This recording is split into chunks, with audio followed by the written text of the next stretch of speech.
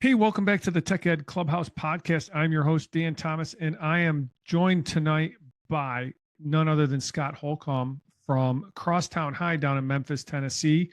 In Crosstown, if you don't know about Crosstown, this is what I know about it, and Scott's going to fill us in. It's not necessarily about doing school better, but doing it differently by design. You know, they no bells, no traditional silos, and we want to talk about some of that stuff today, and I want to talk about the thinking behind it. So thanks for joining us tonight, Scott. Tell us a little bit about yourself. Start at the beginning, and all this stuff you're into. Okay. Well, number one, thanks for having me as a guest. I never wanted to be a teacher, to be honest. My background is in counseling. I have a master's in counseling and through the School of Education at Auburn University, War Eagle. And I did counseling for a while, started up some nonprofits, and did a state kind of initiative in Georgia. And I was housed in a elementary school. They gave us a kindergarten room, and I had a nurse on staff. I had a wellness person that was helping us create a one-stop shop for parents coming into schools. And I left that. My wife graduated from Auburn. We moved to Memphis, and she works at FedEx. She loves that space. I did some counseling then and decided I didn't like it anymore. Someone said, well, what are you going to do? I said, I don't know. They said, well, what do you want to do? I said, I really miss the scent of the cafeteria, the sounds of elementary school kids. I said, I want to become a teacher. Yeah. And he was like, okay, let's both become teachers. So we both left that counseling facility, and I was like, there's no way. This is you got to do this and that. 1998, I started teaching elementary school, and computers were coming into the space back in the late 90s, early 2000s. I was that nerdy teacher that always held that COW, computer on wheels. Yep. And I did everything with it. I even brought in a computer that I had used and fixed, and I created a rotation station where students learned to type, and it was a program called Type to Learn Junior. And my principal came in and did an evaluation. She said, Mr. Holcomb, what is this? And I said, I am so sorry. Let me get this out of here. I'll move it out. I didn't know if it was okay to bring it. She said, no. You know how to use this? I said, yeah. She said, what are the kids doing? I said, they're learning to type. And she was just amazed that third graders were learning to type. And she said, well, you're our new computer person at our school. And that just launched my trajectory for building out computer labs in my schools that I was in, and then branching off into the districts. And this is Memphis City Schools back then. The district was creating its first Office of Instructional Technology. So imagine 12 of us, you, me, and 10 other nerdy educators who were just into integrating technology. We weren't the fix and repair. That was information technology. We were instructional technology. So the largest school district in the state of Tennessee, Memphis City Schools, and there were 12 of us covering every single elementary, middle, and high school. And yeah, just nerdy teacher. I mean, honestly. And it sounds like too, because a lot of things we talk about here on the podcast are how do we get kids engaged? How do we make learning relevant? And it sounds like, you weren't from the beginning, you weren't like, here's the script, I got to do this. I mean, there was probably a little bit of that, but you're like, what else can I do? Right. So what did you see when you started like introducing that computer back in the late 1900s, back in the dark ages? Right. On the student side, excitement. They just wanted to touch the mouse. They wanted to move it around. They were just excited. I'm in an urban district, so it wasn't like, even back then, it wasn't like families had computers. The school was still the hub for computer knowledge, computer sharing, computer use. So I really treated it like, how do I blow my space up so I can get more computers into it? Not just my room, but all the rooms. I remember the multicolored iMacs. I was an Apple nerd back then. So I equipped my entire elementary school with at least 3 multicolored iMacs, and then, of course, the computer on wheels. And in my lab, I created a lab with 60 of the white MacBooks that came out way back, the pristine plastic shell white. And we did everything. The kids were still doing typing tutor. They were online back when, we were just getting into online. They were learning to use the complete set of, at that time, what was available on the Mac, which was some of the Microsoft Office stuff. Right. But a lot of typing, a lot of NetTracker back then, Discovery Education back then, but a lot of stuff that was new. And I honestly approached it as a counselor. I mean, I was like, what do you guys want to do with this stuff? You tell me. And I know that sounds crazy, but that launched off into leaving the school and just working for the district and tackling even harder population than my elementary school kids. That was adults, us. I mean, you know how it is. Sometimes you go into a classroom and, you build up this relationship with a teacher beyond, hey, oh no, Scott's here. I really don't want to do this. I got 5 years and then I retire. I heard a lot of that. Yeah. And they just did not see a reason to introduce the computer into their space because they didn't want anything to do with it. So, looking at it as a counselor, I was like, well, what do you like to do? And I remember one teacher in particular, she was all into quilting. And then one day I showed her a website that was all about quilting and that she could download and print patterns and use them in her classroom. And that little nudge, that little personalization got her to touch the mouse, to move the mouse around, to do some printing. And then, the next school year, she was the pseudo champion of using technology. She was using Microsoft Word, she was emailing people, but, something that simple. The same thing we do to our students, trying to find that interest. I think sometimes we overthink some of the stuff we do and we try to think too high level when it all goes back to learning, play and learn. How do we get someone like Dan and Scott in a room and say, I need you to learn this, because 9 out of 10 times when you introduce, we're going to learn this, kids like me back then were like, oh, but if you're like, we're going to play a game, or we're going to do something fun, then you've got a different mindset you're approaching learning with. And as you're describing that story and that teacher back in the late 1900s that didn't, I went to school in the late 1900s. I started teaching it, and it's funny to say, but it's 38 years since I graduated high school, something like that. Right. I don't know. I can't do that math in my head right now. It's late in the day, and but as you were retelling that story about the teacher that's trying to, you got to find the niche for them. Right. You got to find what they're interested in.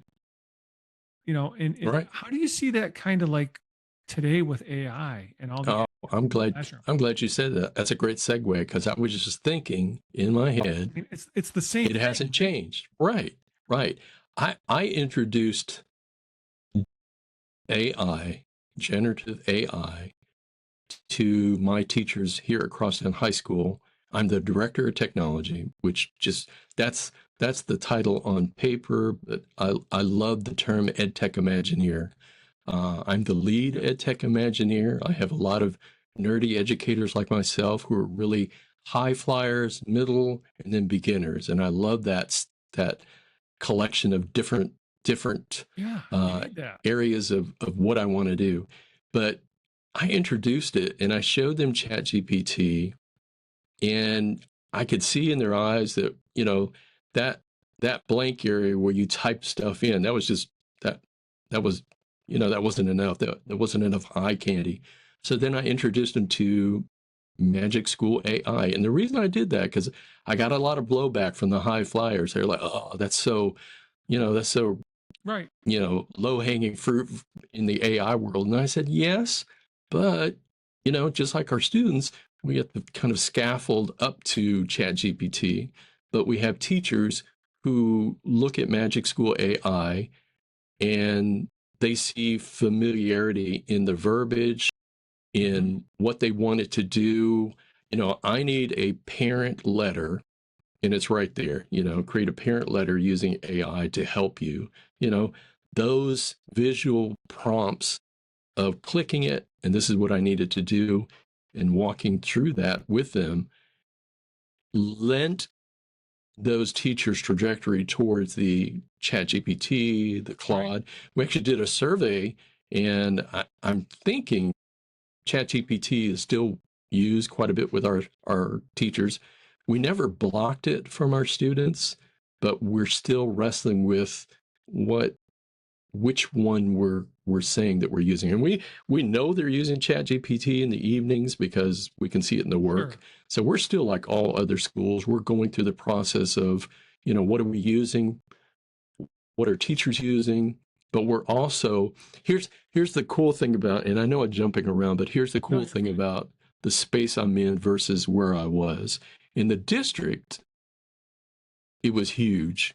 It was lots of schools that had lots of issues, but really talented educators that were passionate about doing it every day. The problem was it was just scattered everywhere. A school might have 3 or 4 really, really high-flying teachers. But now, we flash forward to 2018, I leave the district because I'm helping to create a school that our motto is Rethink High School, and it's part of the XQ Collective. But literally creating a school that's an unschool, a high school that takes into consideration student voice, student choice, but also teacher voice and choice. So now we've got the ability to say that, how do students use AI? We did surveys to look at that, and we got some really cool answers as to when and why they use it. And one of my favorite things is they use it as a tool to help them study. And yes, there were a few who would answer and say, I use it to do my work. But we're also taking that into consideration and working with teachers to say, well, how do we make this true that they're using it and us as teachers are using it? Because it's hypocritical to say don't use, but we're using it to create the lessons. And students in their survey said we can tell when teachers are using AI to help them craft something that they're doing in the class with us. But I think it's for us as educators to be open and honest and say, hey, I'm using it because I think you and I are on the same page that we have to learn to model the use of AI. And I think that's what we're learning to do along the same lines of learning to use it. We're learning to model the correct way to use AI, not as a do my work for me, but how do I make this part of who I am, but still control it and use it as a thought partner. And I know I just jumped all over the place, but oh no, I mean, there's a lot still kind of in there. Yeah, there's a lot in there, and I want to dive deeper into Crosstown High and what you're doing there, but I don't want to lose this AI thread here where I kind of on, because it sounds like, and I was just listening to something today as I was out for a walk in the snow, and something about it was with Carl Hooker. He was on Gabriel Carrillo's podcast, EdTech Bites, and they were talking about, does AI kill critical thinking? And I'm like, at first I'm like, no. I love your thoughts on this before I kind of dive into it. So you use AI. Obviously, your students are using it, and whether it's Magic School, Mad Lib style, or Chat GPT, craft your prompt. Yeah. How is that affecting the critical thinking of our students today? I think if you I think if you ask a student and ask a teacher, you're going to get some variation, but also similarities. You know, luckily I have teachers on staff here who are very much on the other side of AI will make us not smart. You know, it'll stop all this. It'll make us lazy. It'll make us. But I keep thinking back to the 1970s, 80s, and 90s when I was a student. I was then later on a teacher. And I use this example all the time, and I got busted out that it wasn't a good example. But for me, it works. In the 80s, 90s, 2000s, we told students, do not use this calculator in class, right? I mean, we hammered that in. But then when it came time for testing, we busted out those calculators and expected them to know how to use the calculator. And they didn't because they had no practice with them. I really see AI and equity in AI in the space that we have to bring it into the school and we have to use it because it's no different than the internet. It's no different than laptops. It's no different than keyboarding. If we don't model it, if we don't use it, if we don't learn from it, then students don't learn. And I think that's the part of this whole AI thing that I think we're missing is if we're not teaching it, who is teaching it? And I know teachers will say, well, my students use it at home. Well, that's not all students, though. You know, you could be, you know, blessed with a group of teachers a group of students who have the ability to, you know, be at home, hop on the internet, which is still not free for everybody, even though it should be. And we all know, and we all thought it would be thanks to COVID, but it's still not free. I mean, there's still internet deserts out there in neighborhoods where there's no internet. And, you know, last time I checked, you needed the internet to be able to use any AI. True. But, you know, that part of it, I can understand that there's this fear that it'll make us less smart. But they said the same thing about the internet, that we would be so dumb because the internet would have all the answers for us. But yet, you know, as human beings, we adapted, we adopted the technology, we made new jobs, and the world went on. And I think that's human nature. We always will fight to adapt to what's happening around us. And we're always going to have those people that we should have that say, this is going to make us dumb. You know, we lost cursive writing. I don't think I'm less smart because I wasn't, as a third grade teacher, teaching cursive 7 years into my teaching career. I taught it maybe 4 years into the 7 years, but all of a sudden, you know, schools were like, do we really need cursive? Became almost like calligraphy. It became an art. And I know this is taboo for some of the teachers listening that, Right. you know, I will die before you take that cursive away. Right. But, you know, I just don't write in cursive. It doesn't mean that it went away. It still exists. If you want to get into it, there are still people who write in cursive. But the world went on without cursive writing. The world will continue on with generative AI, with agentic AI, with the next version of AI. And I keep reminding people, we are still in the infancy of AI, the infancy. And look how fast it's grown, faster than what happened with the internet, but still growth no matter. Yeah, definitely. And I think that, you know, like you said there with the calculator, with Google, with internet, right? Google was the next bane of our existence, and YouTube, Right. we're going to be dumb because we're watching YouTube, Right. and now we stream everything, right? Right. You know, you're going to have the population that's going to cheat, and they're going to get lazy, and they're just going to. I'm guilty of that some days. Like I'll throw in Perplexity if I got a question because I need an answer. Right. Right. Like how do I change? I had to repair my son's car, and I needed a video on how to take the Exactly. mechanism out. So perfect Right. use for it. Right. But I also argue with my AI bot too. Like you know, so I think the critical thinking can be there, like you said, if we model it. Right. With that. So I love that answer because that's kind of the thing. Like I'm sure you got some kids too that are using it to study or using it Right. Making as- flashcards. It's a tutor, Right. right? Like, hey, or check Mr. my work, summarize the writing that I just turned into you, Perfect. and tell me what you think. Notebook LM. Oh, Love man. that. Really? I mean, I was that kid back in the 70s that was labeled spastic. He just doesn't know how to sit down. He talks too much. And I still talk too much now. But I loved when my teachers would read aloud to me. I felt the characters. Yes. I visually saw them in my head. But if you were to give me a book and say, read chapters 1 through 3, I couldn't concentrate. Yeah, So, right. So, I mean, as an adult, I still struggle with that. But my favorite feature of Notebook LM, and I'm sure a lot of people will say the same thing, is taking, whatever we're, not wanting to read, throw it in and having it create this magic, two people conversation that we can hear. And now we can go into that and ask questions. I think that's an amazing time again for us. I think we're kind of at the point in AI, and then I just we'll move on a little bit too.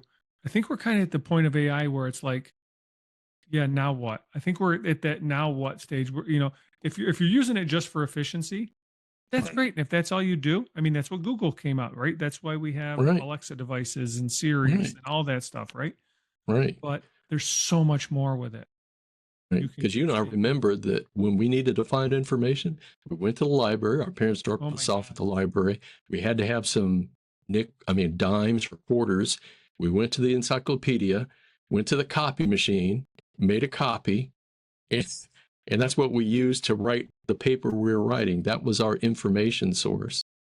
And it's no different now. I mean, there's still some critical thinking involved with that. There still is, because, I mean, because the kids today too, because they use it, and I heard this from Carl, their kids that are teenagers know that something's created with AI. Right. They're like, oh, that's fake. I think they called it pink slime, I think is the terminology. And that's what I heard, where it's like, well, you like for myself, you like Buffalo Bills and you like golf. Oh, here's, Josh Allen, playing golf for 3 hours, while his wife's doing whatever or something like that, or it could be a space thing for you. Right. And all of a sudden you see that it might be on your Facebook feed. Well, I'm like, that's not right. That's not real. Yeah. But that looks a little suspicious. Right. But, and again, it's the critical thinking part that we need to bring in. Right. I got a question for you, Dan. Okay. And it's something we talked about as a group of teachers. We were doing a podcast amongst one another. And it is, will teacher jobs go away because of AI? Absolutely not. 100% absolutely not. There's no way, because that's kind of my platform too, Scott, a little bit about that, because, I have to make something real for the kids. Right. Just like you do, and we'll dive into your high school. It's a great segue into your high school and what you're doing there. You have to make it relevant for the kids, and you have to get to know, you still need that personal interaction. I still need to know that Scott likes space, and I need to know that Scott wants to go to space camp. And maybe Steve over here is into basketball and Sally likes piano. So now I need to know those things. AI is not going to know those things. I mean, it might, but you still need, hey, how you doing? How's your mom? Right? You still need that. You're still going to need that human touch. AI is not going to pound a nail, right? AI is not going to fix your plumbing. It's not gonna pass you the basketball on the basketball court during your game, right? So absolutely gonna need teachers. There's no, now will the role change? I think so. It always has. Right. I think that's where we are. I think we're at an educational crossroads. I'm calling it, and you can feel free to steal this. I think we're at the start of an educational renaissance. Yeah. So if you think back, and I bring this up a little bit, and I've been diving down this rabbit hole a little bit. I like how you turn the tables, by the way. But if you think back to like the Renaissance and the medieval times, and knowledge and books were all at the top, right? The people with the power, the people with the money had the knowledge, had the books, right? And then this dude named Gutenberg created the printing press, and books were available more readily and information was available more readily. I think we're kind of at that point. If you really kind of compare that to history, I think we're at that point where, and it kind of hit me at FETC when I was down there, but I think we're at that point where teachers are looking for something else, something more, right? Because Right. the information isn't the what's the word I'm looking for? Isn't the currency. It's not, hey, how much do you know? Which you still need, right? Because I think with information, with AI, with internet, information's there. How do I use that applies to me? How does Scott use the information we got? Right. So I think that's where we're kind of in this renaissance place where we're getting into like a little bit more play. And I think we're getting Right. into a little bit more student, they talked about student agency for years, right? Right. But I think we're getting more into that and more project-based stuff. So does that tie in with, now I'm going to segue into Crosstown High. That Yeah. ties in with what you're kind of doing there, right? Right. Again, we created this public charter. It's nestled in a 1.5 million square foot multi-use space. It was the old Sears building in Midtown Memphis from 1927 until the 80s, and when Sears just kind of phased out. But it was abandoned for a long time. I would drive by it going to my elementary school, and a group of people got together. One in particular, Ginger Spickler. She happened to see a billboard driving through Mississippi that talked about, Rethink High School. And so she connected with XQ, got this literally a box that had all the instructions and, ideas and everything about how to rethink high school. So she got a group of parents together, a group of students together, and thought about how to make a school that is not like the schools we've all been to, because we've all had great stories of being in high school and then terrible stories of being in high school. But the key factor in all that was the space and teachers, us, adults. So we created this project-based, diverse by design, intentionally diverse by design high school inside this space that has tenants, hospital, church health is in here, has a YMCA, about 4 or 5 restaurants, a coffee shop, gelato space, forgetting gelato, nail salon, a barber, a hair. I mean, it's everything, a pharmacy, a grocery store, it's all in here. Carving out a corner of this amazing vertical village to allow students to be a part of this space. But like I said, we're diverse by design. We're, this bastion of teachers who just were tired of doing the same thing over and over.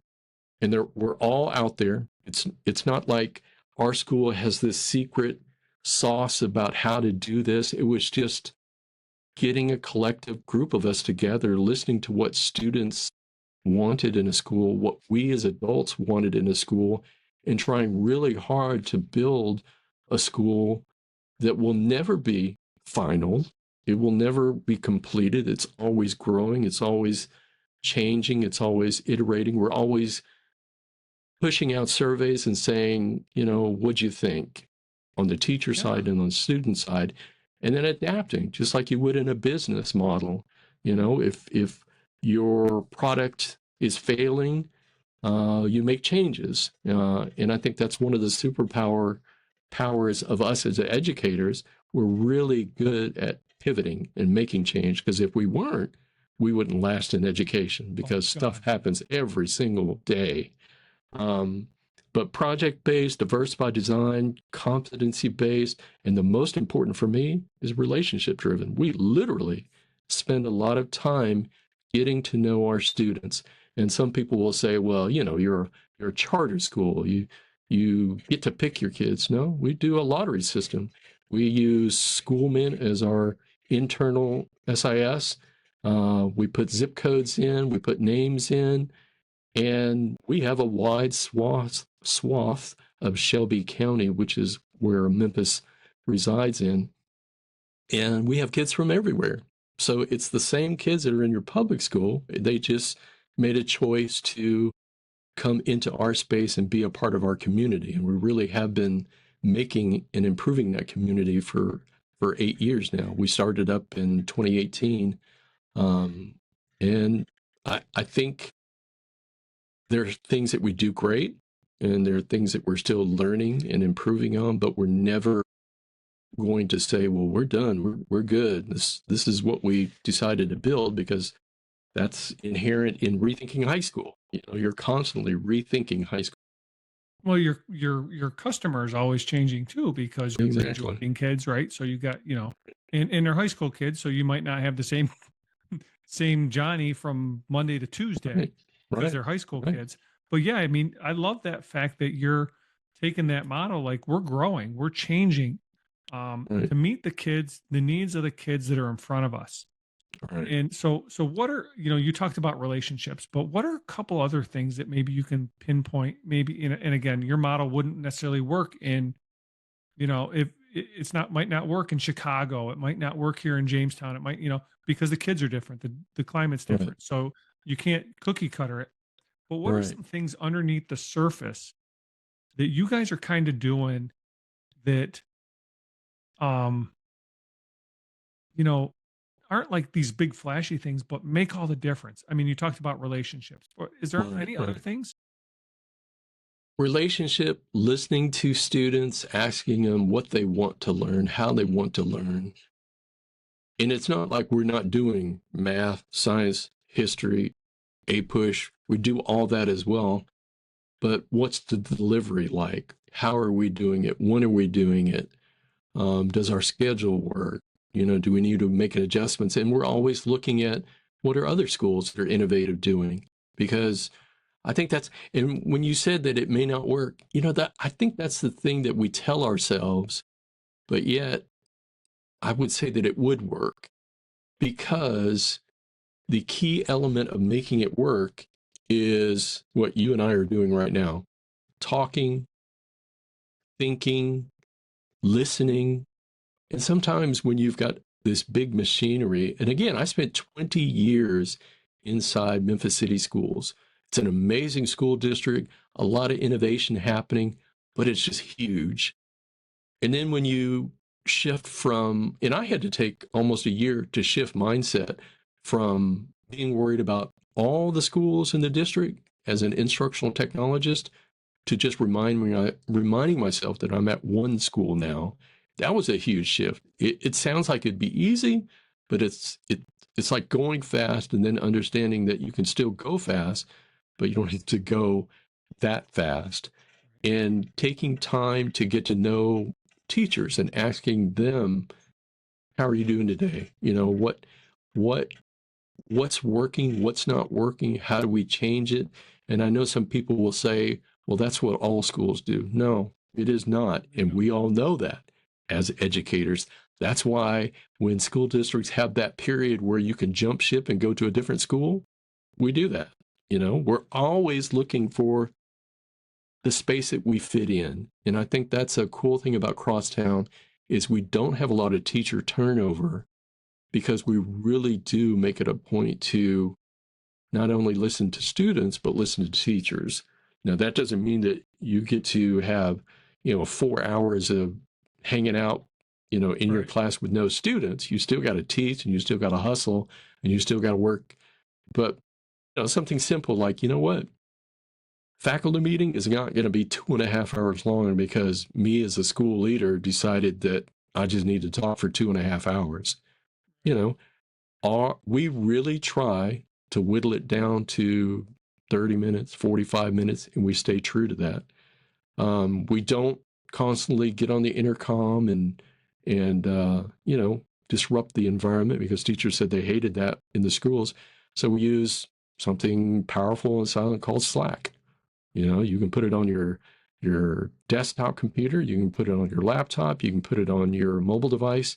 And so all the information sharing is kind of like what we do already. It's just texting, chatting back and forth between one another. So it's not disrupting, but you still have it in your hand. It still bounces up and down to tell you, hey, you got an announcement.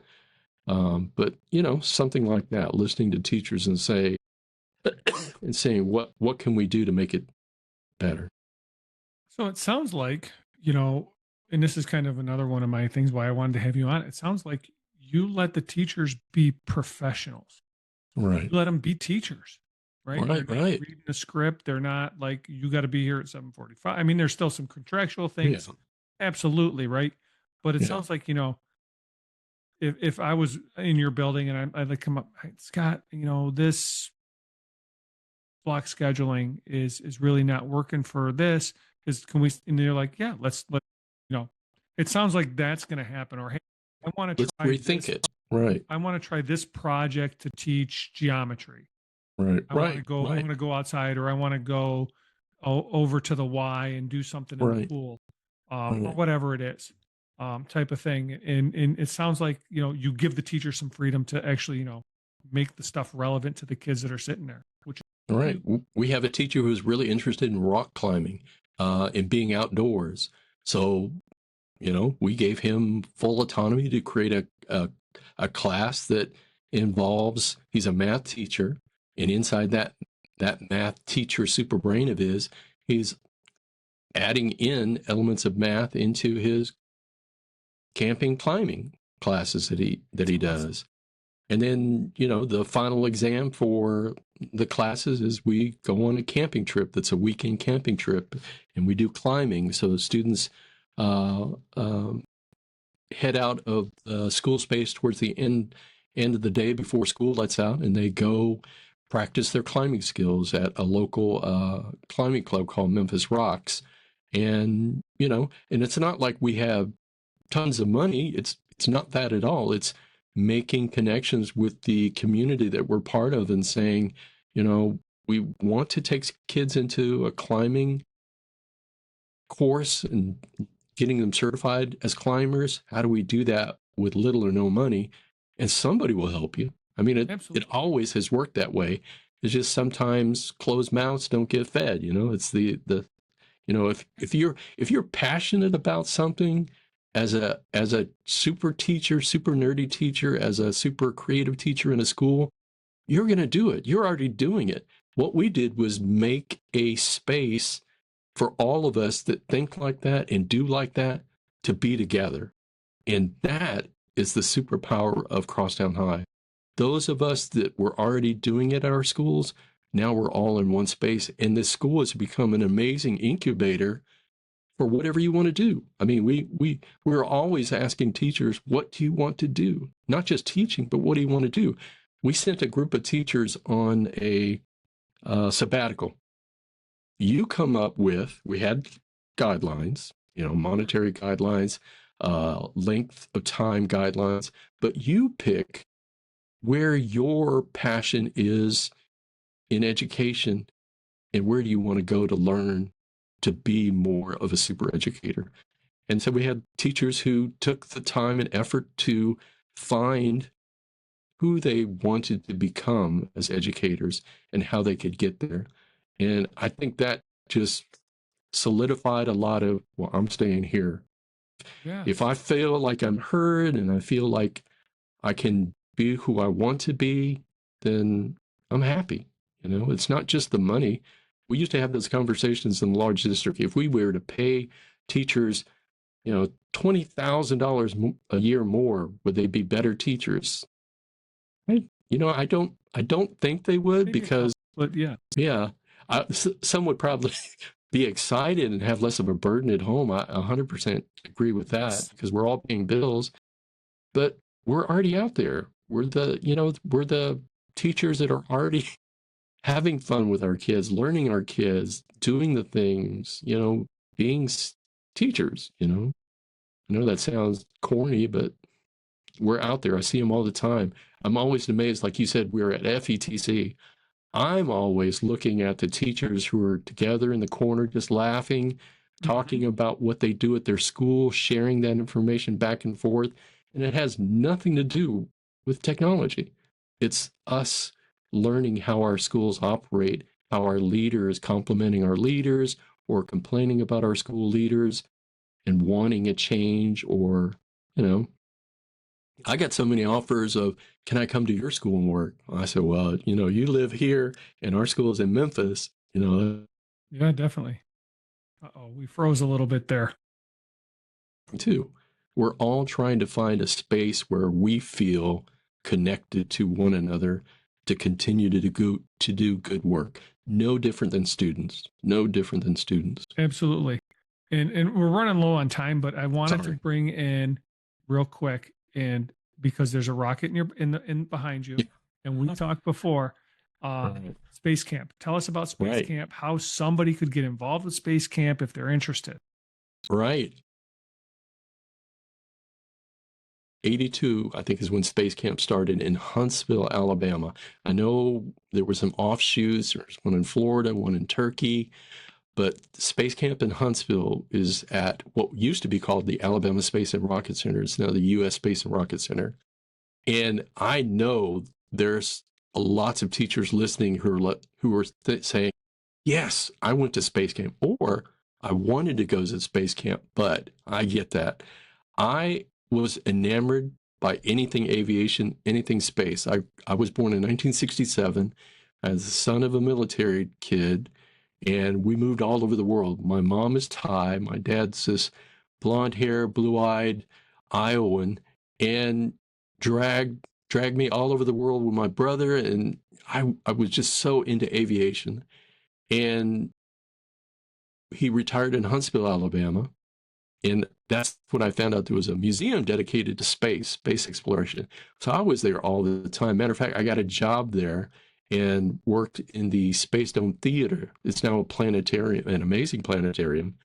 But I've watched the Space and Rocket Center grow from 1985 to where it is now. And I've kept up with them because that's where my parents and my brother live. So I'm constantly back in Huntsville, either on Sunday or every other Sunday, and I make it a point to stop by. But Space Camp is not just a space where you would go just to become an astronaut.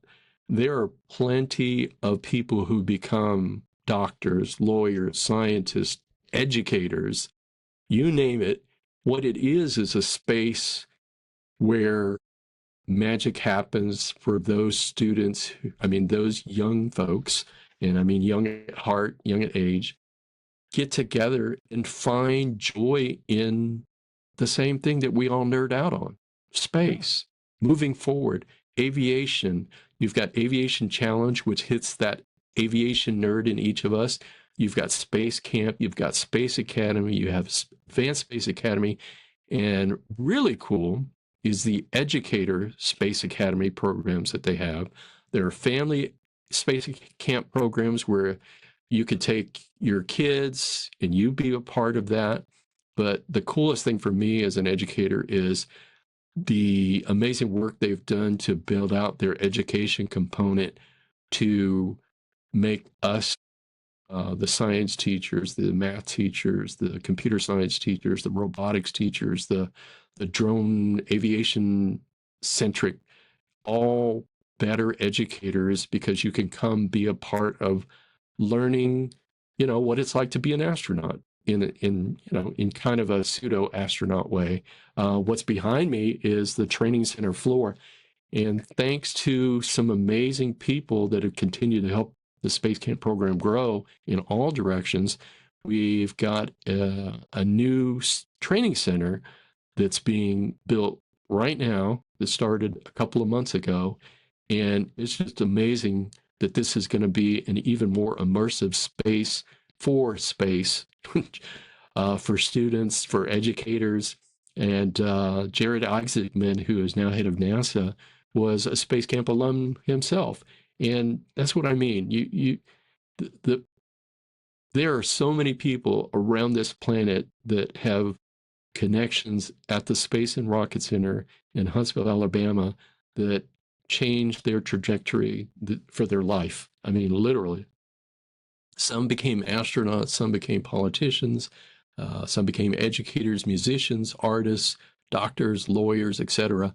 But they all can point back to the time that they spent with one another at Space Camp or Space Academy. And we have an alumni organization that basically hosts a summer like family reunion. So if you ever went to Space Camp, Nice. no matter what your age, we do a weekend kind of a reunion in July, and you can go to the Space and Rocket Center's website, the Space Foundation site, to look that up.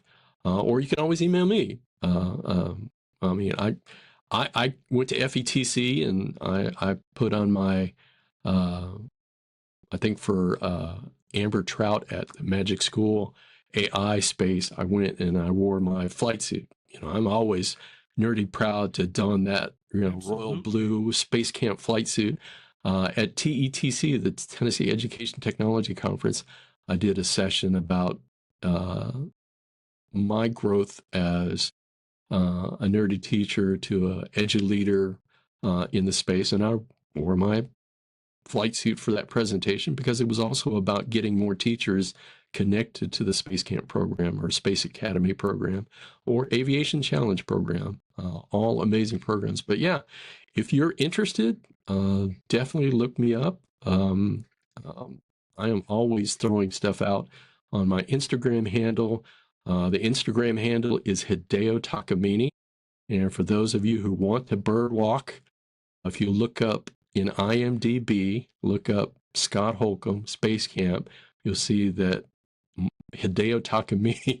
And for those of you who ever saw the movie Space Camp, yes, that was me back in 1985 as that nerdy kid who played the character of Hideo Takamine. I had a small part, but I was so just enamored on, meeting the actors that were there, working with them for an entire week, and just spreading that joy of Space Camp the movie. Yeah, that's my nerdy Space Campism. Nice. So we got your Instagram handle. Where else can people find out if they're interested in wanting to find out more about Scott, more about Space Camp, more about Crosstown High? So Instagram, I am a big proponent of young educators getting their LinkedIn account up and running. I know the teachers I talk to here, they're young and they're like, I don't use Instagram. That's for other. No, it's for you too as an educator. It's the Facebook for jobs, basically. And it's not like you're going in and showing off your puppy or anything like that, but it's logging in the accomplishments that you made, the conferences that you present in, the work that you do as an educator, the courses that you start up at school. If you're doing a camping, put that in LinkedIn. Started up a camping, esports. I am constantly trying to blow up other schools in my area in Tennessee that are trying to build out an esports program. I started that at our school in 2019 because I was allowed to. That says a lot too. What's your passion? How do we kindle that? How do we light that passion for learning that I think adults, we forget that we need too. You can't come to work every day as a teacher and not have some passion about learning something. And I think that's another. But like I say, I could continue to talk about Crosstown High all day long, but Absolutely. It really is. And should be proud of it. Right. And Greg Bagby, he's amazing. I met him on this journey as well. And his daughter's a dental student here. She is amazing as well. And I invited her to come to the school because I wanted to see, because she's in Memphis learning to be a dentist, an amazing dentist. And so I had always told Greg about my school space. And, he kind of was like, oh, that's cool. That's cool. But then when his daughter showed him photos of it, he was like, wait, your school's in this space? And I'm like, yeah.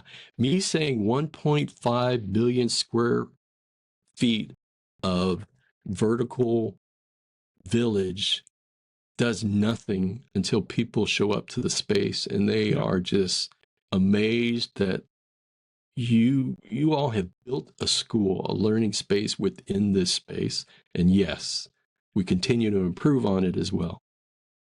And all that stuff will be up. I'll put all these links for Crosstown High, for your email, and your LinkedIn profile. Right. I'll put that all. We have a documentary.